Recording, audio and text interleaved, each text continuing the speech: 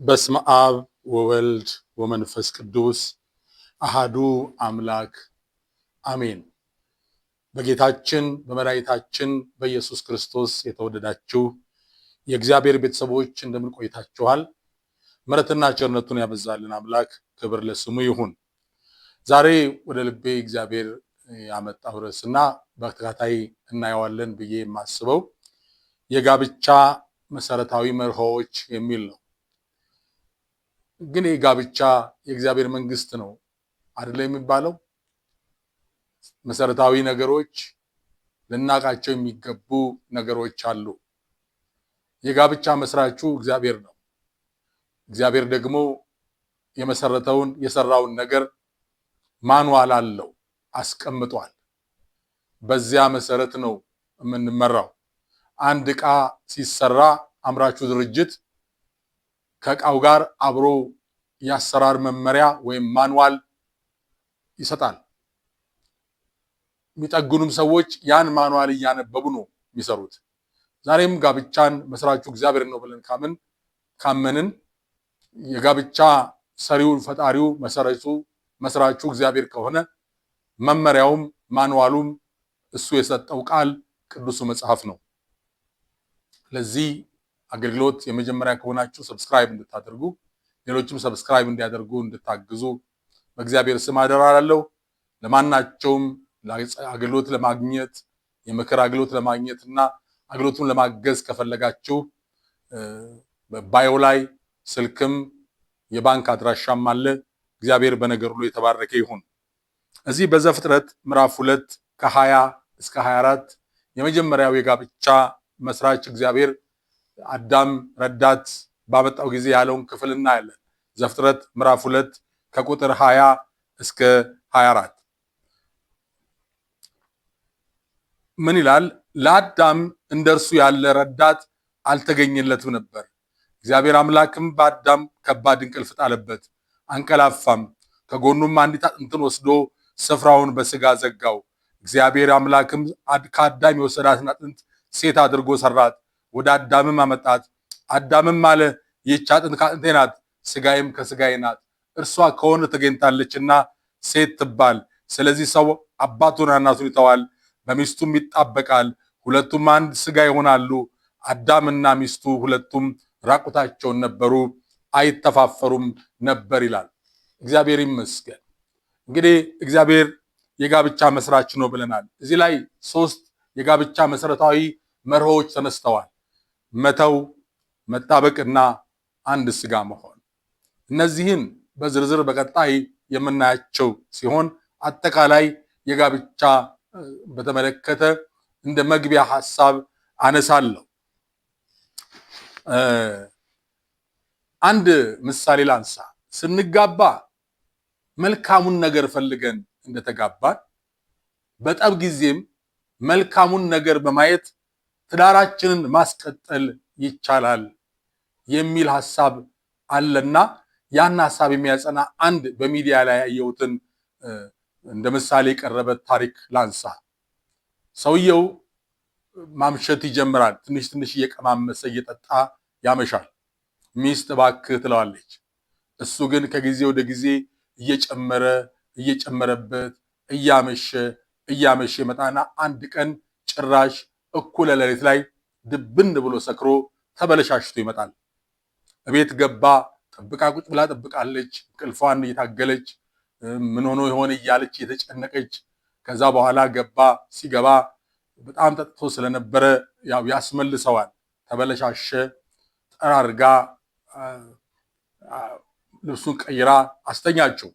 መቼም ሰካራም ማታ የልቡን ያምሮ አይረሳም አይደል? ያለፈውን ነገር ጠዋት ሲነሳ ከእንቅልፉ እንደባነነ የዛ ሌሊት ስራው ነው ትዝ ያለው። በቃ እንግዲህ አትኖርም ብሎ ሮጦ ወደ ቁምሳጥን ሲመለከት ልብሷ አለ። ልብሷን ይዛ አልሄደችም። ምንድነው የሆነው ነገር? እንግዲህ አትኖር ወይ ዝም ብላ በራ ወጣ ይሆናል ይልና እየፈራ እየቸረ ወደ ሳሎን ሲሄድ ሳሎኑ ድምቅ ብሏል። ቡና ተፈልቷል። ቤቱ አምሯል። አጫጭሳ ቁጭ ብላ ጠብቀዋል። ቆንጆ ቁርስ ተዘጋጅቷል። የኔ ማር ተነሳ አለችው። ግራ ገባው። ቁጭ አለ። ቆንጆ ቁርስ ነው የቀረበው። ቁርሱን በላ፣ ደስ አለው። ከዛም በኋላ የኔ ውድ አላት፣ አጥፍቻለሁ፣ ነገር ግን እንደ ጥፋቴ ምክርሽ እንዳለመስማቴ ቤት ትወኛለሽ ብዬ አላሰብኩም ነበረ፣ ጥለሽኝ እንደምትሄጂ ነበር አላት። አዎ ጥፋትህ ትልቅ ነው፣ ነገር ግን አለችው ልብስን ሳውልቅልህ ሚስቴን ወዳለሁ፣ ባለትዳር ነኝ፣ አትንኪኝ እያልክ ትጋፋኝ ነበር አለችው። ለካ በስካር መንፈስ ልብስ የምታውልቅለት ሴት ማን እንደሆነች አላወቀምና በቃ ሌላ ነገር የሚፈለግ መስሎታል። በዛ ውስጥ ለኔ ያለህን ታማኝነት አይቻለሁ አለችው። ያ ነው ያዘኝ አለችው። አያችሁ፣ የሚይዛችሁ በጎ ነገር ነው። ስንዋደድ፣ ስንጋባ፣ ስንፈላለግ ያየነው በጎ ነገር ዛሬም በጠባችን ጊዜ በጎውን መዘን በጎውን አስበን አብረን ትዳራችንን ማስቀጠል እንችላለን። ችግር ሲፈጠር ወደ ምን እንሄዳለን? ክፉ ነው የሚታየው። የምንወደውን የምንወዳትን እንዳላከበርን እንዳላያዝን ሁሉ የችግር ቀን ግን አደባባይ ይስማልኝ እንላለን። ዛሬማ ሚዲያው ምናምኑ ሁሉ የጓዳ ገበና መውጫ ሆኗል። እኔ በጣም ይገርመኛል። አኖኒመስ በሚል ስም ያወጣሉ። ባሌ እንዲህ ነው፣ ሚስቴ እንዲህ ታረገኛለች፣ ፍቅረኛ እንዲህ ያረገኛል እያሉ ያወጣሉ። ለምንድን ነው እንደዛ የሚደረገው? ችግራችንን በጋራ ልንፈታ አይገባም ወይ? በጣም የሚገርመኝ ነገር አዳም ሔዋን አሳስታው አብረው ስተው ከበሉ በኋላ ከእግዚአብሔር መንግስት ይወጣ እቺ ሴት ናት አይደለም ያለው፣ እቺ ሴት ናት ያሳሳተችኝ፣ አንተ የሰጠኝ ሴት ናት ብሎ ነበር። ከገነት ለመባረሩ ከክብሩ ለመውደቁ እንደ ምክንያት የቆጠራት ሚስቱን ነበር። ነገር ግን ከእግዚአብሔር ገነት ከተባረሩ በኋላ በመሬት ሲኖሩ የመከራው ምድር ሲኖሩ እግዚአብሔር ፊት የከሰሳትን ሴት እንዴት አድርጎ ነበረ ማኖር የነበረበት? እየቀጠቀጠ አንቺ ድለቢስ፣ አንቺ አሳሳች እያለ አይደለም መሆን የነበረበት። ይደንቃቸዋል። እንደሱ ግን አይደለም የሚያደርገው። የዚህን ምድር መከራችንን አብረን እንገፋዋለን ሲል ስሟን ሴት እንዳላላት ቀጥሎ ሔዋን አላት። የብዙዎች እናት ነሽ አላት። ችግሮችን አብረን እንገፋዋለን፣ መከራዎቻችን አብረን እንጋፈጣቸዋለን ሲል ፍቅር ይሄ ነው። የጋብቻ መቀጠል ይሄ ነው። መከራን መጣው አብረን እንቀጥላለን፣ ውድ አብረን እንቀጥላለን፣ እኔ ጌታ ተባብሎ ነው የሚቀጠለው። ይሄ ነው መታሰብ ያለበት። ጋብቻ የእግዚአብሔር መንግስት፣ የማህበረሰብ መሰረት፣ የአገር አንድነት መቀጠያ መሰረት ነው። ጋብቻ እግዚአብሔር የፈጠረው የመጀመሪያው ስርዓት ነው። እግዚአብሔር አስቀድሞ ማህበረሰብ አልፈጠረም፣ መንግስት አልሰራም። እግዚአብሔር የነኝን ሁሉ መሰረት የሆነውን ጋብቻ ነው የመሰረተው። ስለዚህ ጋብቻ የሁሉ ነገር፣ ቤተሰብ የሁሉ ነገር መሰረት ነው። አገሮች እንኳን በህጋቸው የቤተሰብ ህግ አላቸው። ጋብቻን የሚጠብቁበት የተደነገገ ህግ አላቸው። የጋብቻ ህግ አለ፣ የላጤ ህግ ግን የለም። አያችሁ፣ ማህበረሰብ ህግ ጥበቃ የሚያደርግለት ትልቅ ተቋም ነው ማለት ነው ቤተሰብ። ዛሬ በዓለማችን ላይ ያለው ትልቅ ምስቅልቅል መነሻው ምን ይሆናል? መነሻው እኮ የቤተሰብ ችግር ነው። ጎዳና ዳሪነት፣ ሴተኛ ዳሪነት፣ ወንጀሎች፣ የተጠቃሚነት፣ ብልሹ አሰራር፣ ብዙ ነገር ብናነሳ እነኚህ ሁሉ ምንጫቸው የታች የመሰረቱ የጋብቻ መበላሸት ነው። ዛሬ መንግስት፣ የተለያዩ በጎ አድራጊ ተቋማት ይሰራሉ እነኚህን ችግሮች ለማስወገድ። ችግሩን ለመስራት እላይ ቅርንጫፉ ላይ እየሰሩ ነው ያሉት፣ ግን ከታች ነው፣ መሰረቱ ጋር ነው። ከላይ ሲቀንሱ ከታች እንዳሸን ይወጣል። ከፈረሱ ትዳሮች ብዙ ልጆች ወደ ጎዳና ይወጣሉ። ከፈረሱ ትዳሮች ብዙ አመፀኛና ወንበዴ፣ ነፍሰ ገዳይና በተለያየ ቀንበር ውስጥ ያሉ ወጣቶች ይመጣሉ። መሰራት ካለበት ታች ቢሰራ እላለሁ፣ አግባብም ነው። ምናልባት አዎ ታች ላይ የተበላሸውን ለማስተካከል መሞከር መልካም ነው። ነገር ግን ከታች እንዳይበላሽ ማድረግ ከተቻለ ወደ ላይ የሚወጣውን መቀነስ ማስወገድ ይቻላል። አለበለዚያ ግን ከባድ ነው። ዓለማችን ያስተናገረቻቸው ክፉና ጨካኝ መሪዎች የመጥፎ የጥሩ ያልሆነ ቤተሰብ ውጤቶች እንደሆኑ ይነገራል። እግዚአብሔር ለአዳም ነበረለት፣ መላእክት ነበሩ። ከዚያም አልፎ አዳም የሰየማቸው እንስሳት ነበሩ። ነገር ግን እነዚህ ሁሉ እያሉለት እግዚአብሔር እንደርሱ ያለ ረዳት አልተገኘለትም ብሎ ሲል እንሰማለን። ተመልከቱ፣ ከእግዚአብሔር የቀረበ አለ፣ ከእግዚአብሔር የቀረበ ወዳጅ አለ፣ እንደ መላእክት የሚቀርብ አለ። ነገር ግን እንደርሱ የሆነ እንደ አዳም የሆነ ሰው የሆነ ረዳት ያስፈልገዋል አለ። ይሄን ያለው እግዚአብሔር ነው። እግዚአብሔር ከፈቀደለት፣ እግዚአብሔር ከጠራው በቀር ሰው ብቻውን ይሆን ዘንድ መልካም አይደለም ነው የሚለው። ካልተጠራህ በቀር በሆነ ምክንያት የሆነ እግዚአብሔር የሚያውቀው ጉዳይ ካሌለ በቀር አለማግባት መልካም አይደለም። አዎ ያገባ መልካም አደረገ ነው የሚለው። ሳያገቡ የሚኖሩ የተረገሙ ናቸው እያልኩ አይደለም። እግዚአብሔር ያለው ነው። ብቻህን እንድትሆን ምክንያት ከሌለ፣ እግዚአብሔር ካላዘጋጀ ካልጠራ በቀር ማግባት በጋብቻ ውስጥ መቀጠል መልካም እንደሆነ መጽሐፍ ቅዱስ ይነግረናል። ሰይጣን በተቻለው መጠን የእግዚአብሔር መንግስት ለማፍረስ ይሰራል። ዋናው የእግዚአብሔር መንግስት ከፈረሰ፣ መንግስት ከሌለ፣ መንግስት ሳይኖር ሲቀር የሚከሰተውን ነገር ታውቃላችሁ። ሀገራችን ውስጥ በ83 የነበረው የመንግስት ለውጥ ጊዜ የነበረውን ትልቅ ትርምስ እናስታውሳለን። መንግስት ከሌለ ችግር ነው የሚኖረው። ሰይጣን በሚችለው መጠን እየሰራ ያለው የእግዚአብሔርን መንግስት ማፍረስ ነው። አሁን እንኳን በዚህ ሰሞን አሁን ያለው ጥቅምት ወር ነው። ጥቅምት 2018 ላይ አንድ የመንግስት ዜና ይቻል በ3 ወራት ይላል። በ3 ወራት ውስጥ በአዲስ አበባ ብቻ የተመዘገቡ ፍቺዎች 850 ምናምን ናቸው ይላል። የተመዘገበው ነው። ገና ፕሮሰስ ላይ ያለው ያልተመዘገበው እንዲሁ የተበተኑ ስንት ይሆን? ለምን እንደው ጠላት በዚህ ያክል ትዳርን ለማፍረስ ጋብቻን ለማፍረስ የሚሰራው ብትሉ፣ የእግዚአብሔርን መንግስት ማፍረስ ከቻለ የተመሰቃቀለ ማህበረሰብ፣ ንጹህ ያልሆነ ህይወት ያላገኘ፣ መልካም ቤተሰብ ፍቅር ያላገኘ ሰው ምን ሊያስከትል እንደሚችል ልታውቁ ይገባል። አንድ ቦታ ያነበብኩት አለ። በአሜሪካን ሀገር አንድ የኢንሹራንስ ካምፓኒ ስለ አደጋዎች ማጥናት ጀመረ። ስለ መኪና አደጋዎች ማጥናት ጀመረ ይላል። እና በጥናቱ እነዚህ ሰዎች መንፈሳዊ አይደሉም። እነዚህ ሰዎች ከገንዘብ አኳያ ነውና ጥናት ያደረጉት። በጥናቱ ይላል ጠዋት ከቤታቸው ሲወጡ ከትዳር ጓደኞቻቸው ጋር በሰላም የወጡ እግዚአብሔር ይባርክ መልካም ቀን ተባብለው ሰላም ተባብለው ተሳስመው ተመራርቀው የወጡት እና ጠዋት ደግሞ ተነጃጅሰው ተነቋቁረው የወጡት ባልና ሚስት ሲጠና አደጋ የሚደርስባቸው ጠዋት ከቤታቸው ጥሩ ባልሆነ መንፈስ የወጡት ናቸው ለአደጋ የተጋለጡት ይላል። ግልጽ ነው። ዓለሙ ይሄን ይላል ማለት ፈልጌ እንጂ መጽሐፍ ቅዱስም የሚያረጋግጥልን ይሄ ነው። እና በተቻለን መጠን ትዳራችንን ለማስቀጠል እግዚአብሔርን ይዘን ልንጓጋ፣ ልንታገል፣ ልንጸና ይገባናል።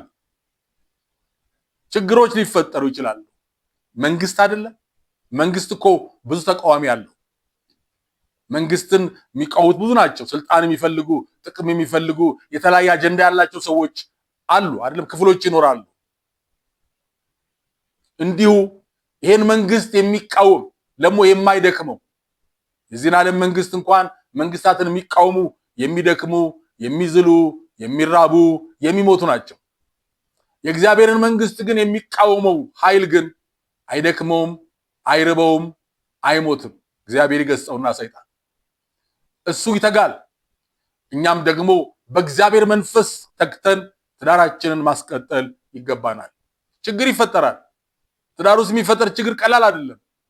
አብርሃምና ሳራ መካከል በአጋር የተነሳ የመጣው ችግር ዛሬም ድረስ ዓለማችን የምትታመስበት ነገርን አስከትሏል። ነገር ግን አብርሃም ያደረገው ምንድን ነው? ለትዳሩ፣ ለቃል ኪዳኑ፣ ለእግዚአብሔር ሐሳብ ቅድሚያ ሰጠና አጋርን ከነ ልጇን ያባራት አልፈለገም። ነገር ግን ትዳሩ እንዲቀጥል እቺ ሴት እኮ ናቀችሽ ስትለው የፈለግሽውን አድርጊ አንቺን ሰጠሽኝ እንጂ እኔ ልጅ ተወለደ ብዬ አንቺ አረጀሽ ብዬ እቺ ወጣት ናት ብዬ ወደ እሷ አላደላም ሲል ለኪዳኑ ለተቀደሰው አንድነት ቅድሚያ ሰጠ። ወገኖቼ ምን ለማለት ፈልጌ ነው? ለተቀደሰው አንድነት እግዚአብሔር ለሚከፍርበት ትዳር ቅድሚያ ስጡ። እግዚአብሔር በህይወታችሁ እንዲገባ አድርጉ።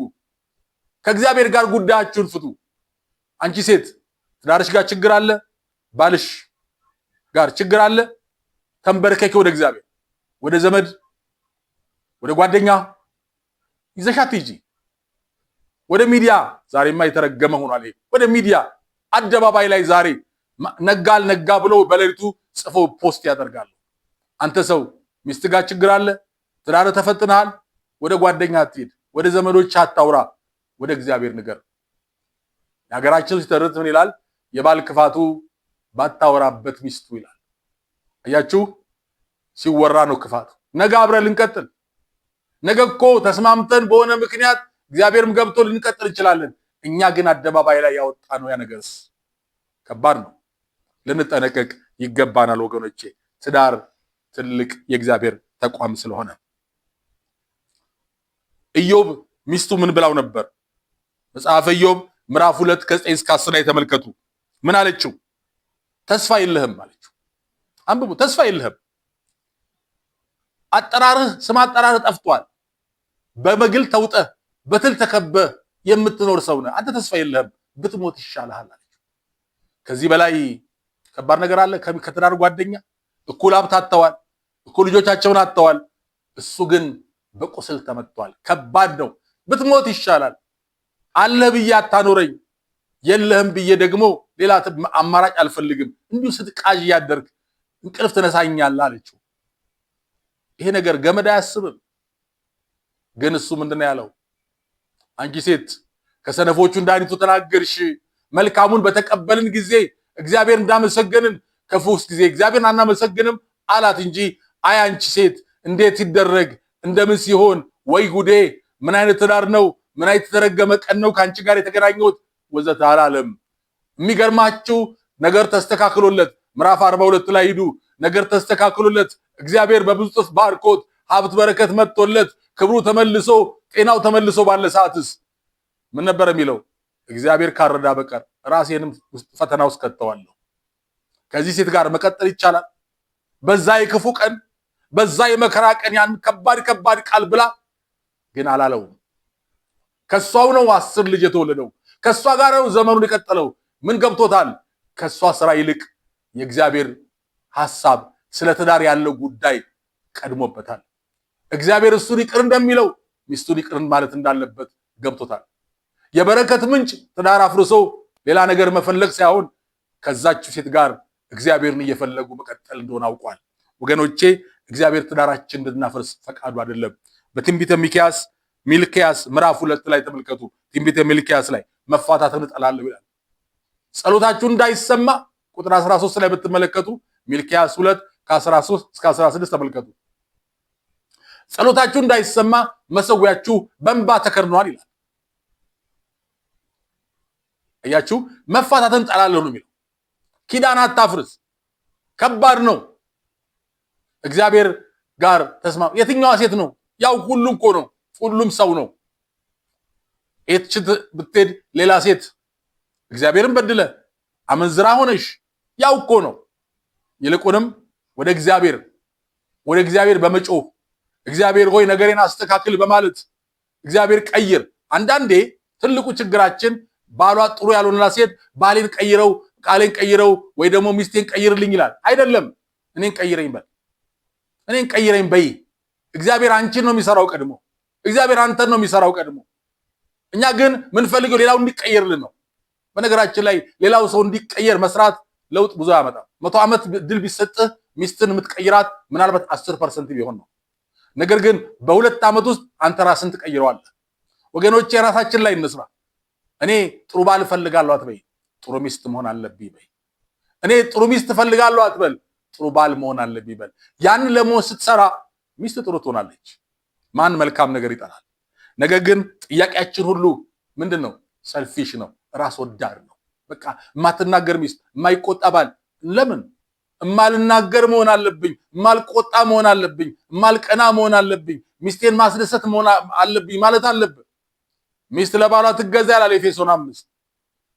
ትገዛ ሲል ዝቅ ለጌታ እንደምትገዥ ተገዥለት። ጥሩ ባይሆን መጥፎ ቢሆን ለእግዚአብሔር ትገዣለሽ። ባልስ ለሚስት ነፍስን አሳልፈ ስጥ። ብዙ ያልገባቸው ፌሚኒስት ነን የሚሉ ሰዎች፣ ሰይጣን የላካቸው ሰዎች እግዚአብሔር ለወንድ ያደላል፣ ሚስት ትገዛ ይላል። ከባዱን ትእዛዝ የሰጠው ለወንድ ነው። ሚስትስ ትገዛ ተባለች። ባል ግን ነፍሱን አሳልፎ ይስጣት ነው የተባለው። እግዚአብሔር ጻድቅ ነው። ከቀላሉ መንገድ መገዛት ነው ወይስ ነፍስን መስጠት? ቀላሉስ መገዛት ነው። ነገሩ ብትገዛ እኮ ለሱ አይደለም። ለማን? ለእግዚአብሔር እንደምትገዢ ብትገዢ ላንቺ ማማር እኮ ነው። ለምሳሌ እኔ ልንገርሽ፣ ጸጉር ቤት ትሄጃለሽ። ጸጉር ሰሪው ምን ይልሻል? ጎንበስ ይልሻል፣ ቀና በይ፣ ወደዚህ በይ፣ ወደዛ በይ ይልሻል። ሙቁስ ከቶ ያቆይሻል። ባይመችሽም እሺ ነው የምትዩ። የታዘዝሽው ለማስትይ ነው፣ ለጸጉር ሰሪው ስትይ አይደለም፣ ላንቺ ውበት ስትይ ነው። ስለዚህ የምንታዘዘው የምናሳምረው ለማን ነው? ለኛ ነው። አዎ ወገኖቼ፣ ትልቁ ጥሪዬ ትዳር ያልፋል፣ የእግዚአብሔር መንግስት ለዘላለም ይኖራል። በክርስቶስ ኢየሱስ የዘላለም ህይወት እንዳለው ያወቀ ሰው፣ የመዳንን መንገድ ያስቀደመ ሰው ትዳሩ ላይ ጤናማ ነው የሚሆነው። ለምን? የበለጠውን የእግዚአብሔር መንግስት ስለያዘ። ከዛ መንግስት እንዳይወጣ ያን መንግስት ለማስደሰት የሞተለትን አምላክ ለማስደሰት ምንም ማድረግ አይከብደው። ወገኖቼ አስቀድማችሁ ግን የእግዚአብሔርን መንግስት ፈልጉ። የክርስቶስን መንግስት ሳታገኙ ትዳር አትግቡ። ለራሳችሁ ሳታስቡ፣ ከእግዚአብሔር ጋር ሳትስማሙ፣ ከእናንተ ጋር ሰላም ሳይኖራችሁ እንዴት አድርጋችሁ ከሌላው ጋር ሰላም ይኖራችኋል? ቀዳሚው ነገር የእግዚአብሔርን መንግስት መያዝ ነው። እግዚአብሔር ይጠብቀን፣ እግዚአብሔር ይርዳን። እግዚአብሔር የተናጉ ትዳሮችን የተናጉ ቃል ኪዳኖችን ያጽናልን፣ የተበተኑትን ይሰብስብልን። እግዚአብሔር ሀገራችንን ሰላም ያደርግልን። እግዚአብሔር ይባርካችሁ።